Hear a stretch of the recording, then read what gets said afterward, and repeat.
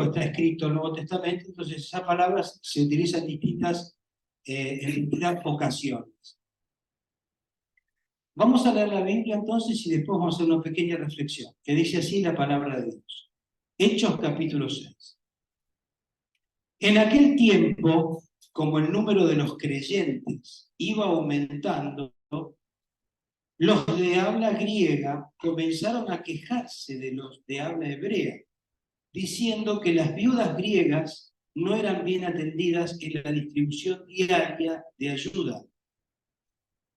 Los 12 apóstoles reunieron a todos los creyentes y les dijeron: no está bien que nosotros dejemos de anunciar el mensaje de Dios para dedicarnos a la administración. Así que, hermanos, busquen entre ustedes 7 hombres de confianza, entendidos y llenos del Espíritu Santo, para que les encarguemos estos trabajos. Nosotros seguiremos orando y proclamando el mensaje de Dios. Todos estuvieron de acuerdo y escogieron a Esteban, hombre lleno de fe y del Espíritu Santo, y a Felipe, a Prócoro, a Nicanor, a Timón, a Pármenas y a Nicolás, uno de Antioquía que antes se había convertido al judaísmo. Luego los llevaron a donde estaban los apóstoles, los cuales oraron y les impusieron las manos. Es palabra de Dios. Amén. Amén. ¿Qué pasaba? La iglesia no hacía mucho que había surgido después de que Jesús estuvo predicando, estuvo en la tierra, vivió entre nosotros como todo hombre y todo Dios, y murió en la cruz y resucitó. Y después cumplió la promesa de enviar el Espíritu Santo el día de Pentecostés. Estoy resumiendo, no voy a hacer una historia ahora, pero ¿por qué? ¿Por qué habla la palabra de Dios de este acontecimiento? La iglesia empezó a crecer de tal manera que no nos olvidemos que Jesús era judío y la iglesia originalmente fue en Israel, en Palestina. Por lo tanto, todos los que se iban convirtiendo al Evangelio primero fueron judíos que se convertían al Evangelio. Y con el correr del tiempo, había gente que volvía a Palestina, volvía a Israel, que eran judíos de otras, los llamados judíos de la diáspora, que habían aprendido y que utilizaban el idioma griego y volvían a Jerusalén porque la mayor parte, como tienen un sentimiento muy nacionalista, quería pasar los últimos días y ser enterrados en la Tierra Santa. Y mientras volvían a su tierra, se convertían a Cristo. Entonces la iglesia empezó a crecer y a crecer, y por mandato del Señor, como dice la Biblia, la iglesia, y también la religión judía, se preocupaba, atendía a las viudas, a los huérfanos, a los pobres. Que eso es algo que nunca nunca debería haber dejado de hacerlo. Hoy para nosotros, como está el PAMI, como está el ANSES, como está la obra social, y seguramente un jubilado, una jubilada que cobramos un fangote de plata, ¿no? De dinero, ¿qué jubilado se puede quejar? Estamos como queremos los jubilados. ¿Qué le parece? Bueno, no es lo mismo antes. Si ahora es malo, antes era peor, porque antes no había ninguna cobertura. La mujer que enviudaba, si no tenía hijos que la pudieran mantener, quedaba prácticamente, si no era joven, porque si era joven tenía 2 opciones: prostituirse o mendigar. Si era mujer grande, ya lo único que le quedaba era mendigar. Así eran las leyes machistas y patriarcales de aquella época. Por eso el cristianismo vino a renovar y a revolucionar eso. Por lo tanto, la iglesia empezó a ocuparse de dar atención a todas las necesidades. ¿Y qué sucedía? Había gente judía que se había convertido al evangelio, y había gente judía también, pero que venía de la diáspora, es decir, los que se habían criado afuera, que volvían y que evidentemente, como dice acá, hubo murmuración porque se atendían, pero como que se atendían mejor a las que eran de pura sangre, por decirlo, para que lo entendamos todos, ¿no? Y a las que venían de afuera, las dejaban como a un lado. Entonces, ¿qué pasaba? Se empezaron a quejar, empezaron a murmurar, decir, no puede ser que esto sea así, tenemos que solucionarlo de alguna manera. Tal es así que llegó a los oídos de los apóstoles, que ellos eran los que estaban haciendo todo el trabajo, y resulta que ellos predicaban la palabra, oraban, visitaban a los enfermos, repartían, porque Hechos 4 dice que las donaciones que recibían los apóstoles se las dejaban a los pies de los apóstoles, ellos las administraban para que hubiera alimento para todos, pero parece que no era para todos. Era para todos algunos, porque todos los otros no recibían ayuda.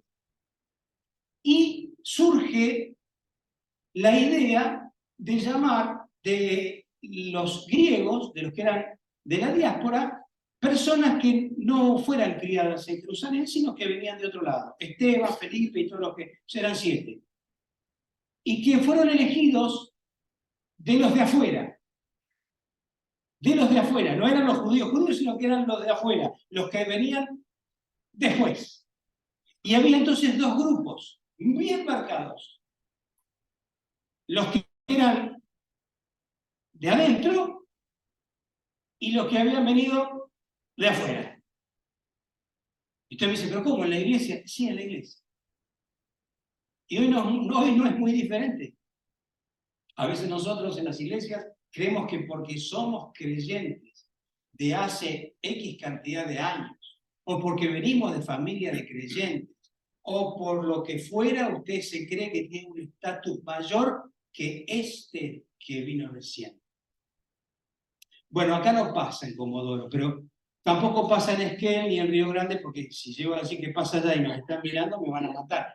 Pasa en Buenos Aires. Acá no pasa eso. O sea, acá todos nos tratamos igual, todos nos sentimos de la... Yo me acuerdo que había una época que los jóvenes me decían, pastor, ¿sabes qué? Cuando yo empecé a ir a tal iglesia, era tan compacto el grupo de jóvenes que había, que nosotros que veníamos de afuera no entrábamos ni con calzador. Ya no se llama el calzador de zapato, ¿no? Sí, no, pero los que peinamos canas sabemos lo que son los calzadores de zapato. Bueno, esto pasaba en aquel momento. ¿Y cuál fue la solución? La solución fue elegir desde la misma gente que se sentía desclasada, separada, quienes pudieran atender a las mesas. ¿Y qué era atender a las mesas? Era justamente dedicarse, hay dos opciones, no solamente la comida, sino que también se repartía ayuda económica. Porque servir a las mesas tenía dos significados, las mesas diarias de comer y la mesa del cambio de dinero. Lo mismo que usted cuando dice, me voy a sentar en un banco, ¿sí? Pero para cobrar la jubilación usted se va al banco. Es lo mismo. En la Biblia esta expresión es la misma. Para atender a las mesas tiene dos significados, o atender a la mesa de comer o atender a las mesas donde se repartía el dinero para ayudar a los necesitados. Y los apóstoles dijeron, bueno, entonces nosotros vamos a seguir orando y dedicándonos a la palabra. De hecho, que dice que por ese ministerio muchos sacerdotes originarios, judíos, que vivían en Jerusalén, que no eran los sacerdotes que persiguieron a Jesús, sino que eran los sacerdotes que por la avaricia de los principales sacerdotes los dejaban, eran sacerdotes de segunda. No, si en todos lados pasa esto. ¿Y sabe qué pasaba con esos sacerdotes de segunda? Se morían de hambre. Entonces empezaban a ver que una cosa era lo que predicaban los principales sacerdotes y otra cosa lo que vivían ellos. Y los principales sacerdotes se quedaban con toda la torta y los sacerdotes más pobres se morían de hambre. Entonces empezaron a escuchar el Evangelio y aceptaron a Jesús como su suficiente Salvador. El último versículo que yo no leí dice que se entregaron muchísimos sacerdotes de la religión judía al cristianismo. Pero vamos a ver qué pasa con estos que decían, bueno, ellos que sean sabios, que tengan la llenura del Espíritu Santo, etcétera, etcétera, y que se dediquen a atender las mesas. Hice así porque algunos me estaban cerrando los ojitos. Ya falta poco, ya falta poco. 25 minutos y echamos los fideos. Así que quédese tranquilo que vamos a hacerlo todo rápido. Pero no se me duerme, porque si se me duerme mi amor, se va a quedar con las ganas. Bueno, ¿qué pasaba? Los que tenían que atender a las mesas, resulta que no se quedaron solo con atender a las mesas.